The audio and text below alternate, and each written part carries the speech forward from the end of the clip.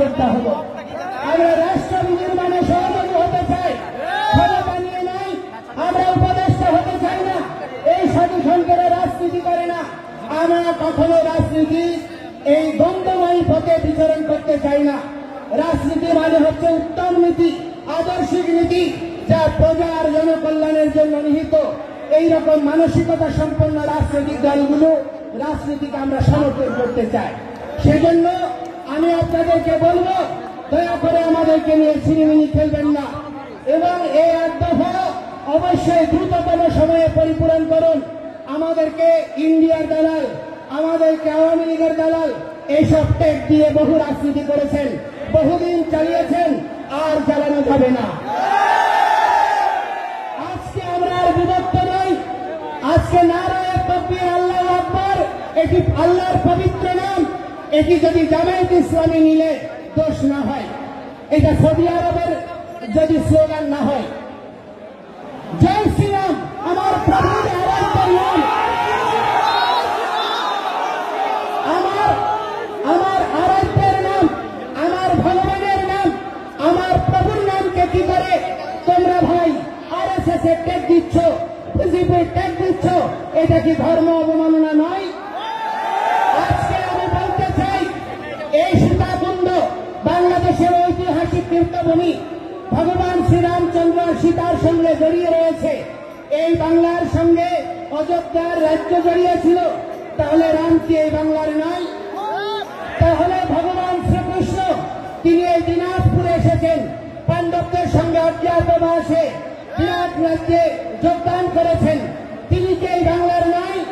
আমার ধর্মকে নিয়ে কেন রাজনীতি দেওয়া হচ্ছে? আজকে আমাদেরকে জঙ্গি বলা হচ্ছে। কারা জঙ্গি? আজকে হামলা করে সমাবেশে আগত আমাদের ভক্তদেরকে হামলা করে তারা প্রমাণ করে দিয়েছে কারা জঙ্গি। আমরা জঙ্গি নই।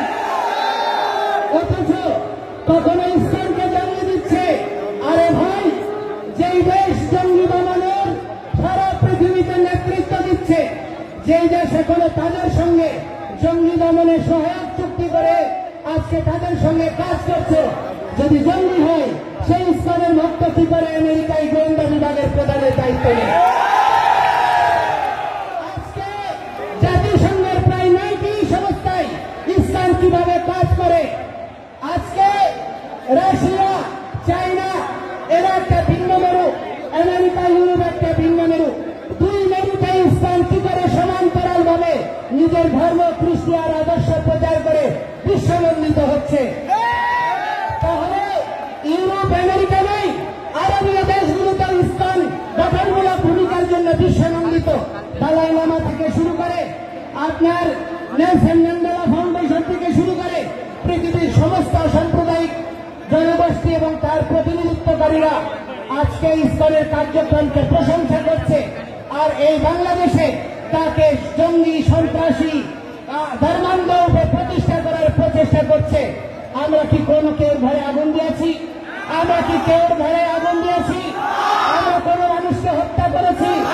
আমরা কেউ জায়গা দখল করেছি? আমাদের জায়গা, আমাদের সম্পত্তি আমরা উদ্ধার করতে গিয়ে আজকে আমাদেরকে বলিদস্যু তকমা দেওয়া হচ্ছে। বাংলাদেশ সরকার অর্পিত সম্পত্তির নামে আপনার কর করে অধিকাংশ সম্পত্তি স্থায়ী খাস করে নিয়েছে। কোন মুসলমানের কোন সম্পত্তিকে খাস করার দুঃসাহস দেখাতে পেরেছে? আজকে বাংলাদেশে অধিকাংশ শিক্ষা প্রতিষ্ঠানের জায়গার দাতা হচ্ছে হিন্দুরা, অথচ সেইখানে আজকে আমরা বঞ্চিত। আমাদের প্রার্থনা করার জায়গা নেই, পূজা করার জায়গা নেই। আজকে যেন আমরা অপরাধী, জেলখানায় যেভাবে বন্দী যারা টোপের মধ্যে কয়েদিরা থাকে, ঠিক তদনুরূপ ভাবে আমাদের দেশে কারাগারের মধ্যে যেমন কয়েদি থাকে, সেইভাবে আমরা ওই পাহাড়ের ঘেরাটোপে পূজা করছি, পাহাড়ের ঘেরাটোপে জীবনযাপন করছি। এইরকম আমরা অনিশ্চিত ভবিষ্যৎ চাই না। আমরা বাংলাদেশের বৃহৎ জনগোষ্ঠীর সঙ্গে একই সাথে অবস্থান করতে চাই, একসাথে চলতে চাই, একটি আদর্শিক বাংলাদেশ নির্মাণ করতে চাই। এই প্রচেষ্টাকে দুর্বলতা মনে করবেন না। আমি আপনাদের বক্তব্য দীর্ঘায়িত করব না। আমি আপনাদেরকে বলতে চাই, সারা পৃথিবীতে আজকে সারা পৃথিবীতে আজকে দেখা যাচ্ছে যে মানুষ মানবিকতার কথা বলছে, সারা পৃথিবীতে অসাম্প্রদায়িকতার কথা বলছে, ধর্মনিরপেক্ষতার কথা বলছে, কিন্তু অতিশয় দুর্ভাগ্যের বিষয় আমার বাংলাদেশে রাষ্ট্র ধর্ম ইসলাম করতে চায়, একটা ধর্মীয় রাষ্ট্র বানাতে চায়, কিন্তু অন্য দেশে আপনার কি করতে চায়, ধর্ম নিরপেক্ষ রাষ্ট্র চায়। এইরকম বিচারিতা আমরা সহ্য করতে পারি না। রাষ্ট্রের 4টা মূলনীতি অক্ষুণ্ণ রেখে আমাদের সহাবস্থান সুনিশ্চিত করে যদি আপনারা এগিয়ে না যান, তাহলে এই রাষ্ট্র বিভক্ত হতেই থাকবে। আমি অনুরোধ করব, বাংলাদেশের স্বাধীনতার সময় থেকে এবং স্বাধীনতার পূর্ববর্তী হোসেন শহীদ সোহরাওয়ার্দী, মাওলানা ভাসানী, শেরেবাংলাকে ফজলুল হক, শেখ মুজিবুর রহমান, জিয়াউর রহমান থেকে শুরু করে সমস্ত ইতিহাস বীরদেরকে যথাযোগ্য মর্যাদা প্রদান করে একটি সংঘবদ্ধ এবং সুশৃঙ্খলিত ইতিহাসের দ্বারা একটা জাতি রাষ্ট্র বিনির্মাণ আবশ্যক।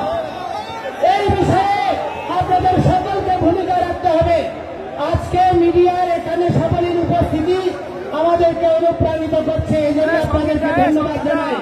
কিন্তু যে সমস্ত হলুদ মিডিয়া আমাদেরকে দলীয় ত্যাগ দেওয়ার জন্য, আমাদের আন্দোলনকে ভিন্ন কাজে প্রবাহিত করার জন্য দৃঢ় প্রচেষ্টা করছেন, তাদেরকে আমরা বলতে চাই, ক্ষমতা চিরস্থায়ী নয়, ক্ষমতার পথ পরিবর্তন হবে।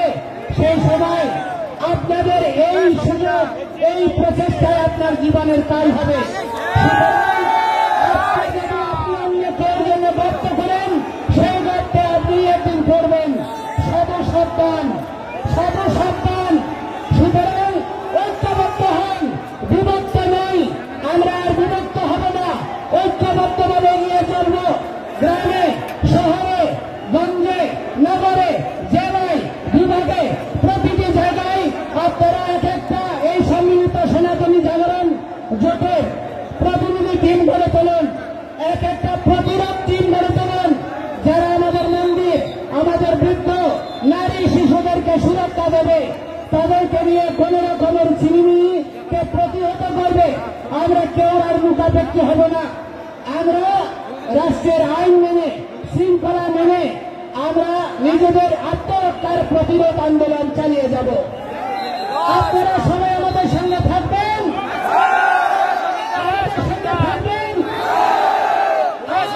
বিভক্ত হবে না।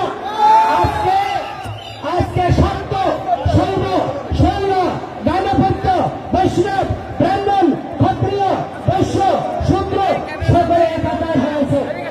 আমি কৃতজ্ঞতা জানাতে চাই আমাদের ক্ষত্রিয় সমাজের সাধারণ সম্পাদক নৃপেন্দ্রনাথ রায়বাবুকে, এই উত্তরাঞ্চলের ক্ষত্রিয়দেরকে আপনারা খাদ্যবীর্য। ক্ষত্রিয়রা রাষ্ট্র শাসন করেছে, ক্ষত্রিয়রা পৃথিবীকে ভগবান শ্রীকৃষ্ণ আর শ্রীরামের মতো আরাধ্যকে জন্ম দিয়েছে।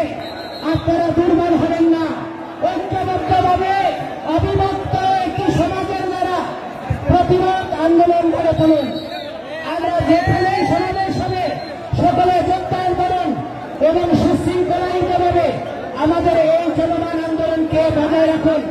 আপনারা প্রত্যেকে যার যা সামর্থ্য আছে, অর্থ আছে, তা দিয়ে এই আন্দোলনকে সহযোগিতা করুন। আর বিভক্ত নয়, প্রতিষ্ঠা নয়, আজকে সন্ত সমাজ মাঠে নেমেছে, আপনারা সকলে যোগদান করেন এই প্রার্থনা জানিয়ে। এবং দেখুন বিশ্ব মিডিয়া এই যে এখানে হাত মেরেছে, এখানে আহত করেছে, আরো 2 জন, তারা এখন 3 জন হসপিটালে আছে গুরুতর। আমরা এর দ্রুততম সমাধান চাই এবং বলতে চাই, চট্টগ্রামে যারা ইসলামের ভক্তদেরকে, হিন্দুদেরকে ধরে ধরে হত্যার হুমকি দিয়েছে, তাদেরকে দ্রুত সময়ে গ্রেপ্তার করে তাদেরকে আইনের আওতায় আনতে হবে। এর গ্রেপ্তার হলে প্রতিটি হিন্দু নরনারী বাংলাদেশের সর্বত্র এই আন্দোলন ঝাঁপিয়ে পড়বে। দয়া করে আমাদেরকে সংক্ষিপ্ত করবেন না। আমরা রাষ্ট্র বিনির্মাণে সহযোগী হতে চাই। সুতরাং আমরা সবাইকে ধন্যবাদ জানিয়ে আমার বক্তব্য এখানে শেষ করছি। শুভপ্রণাম।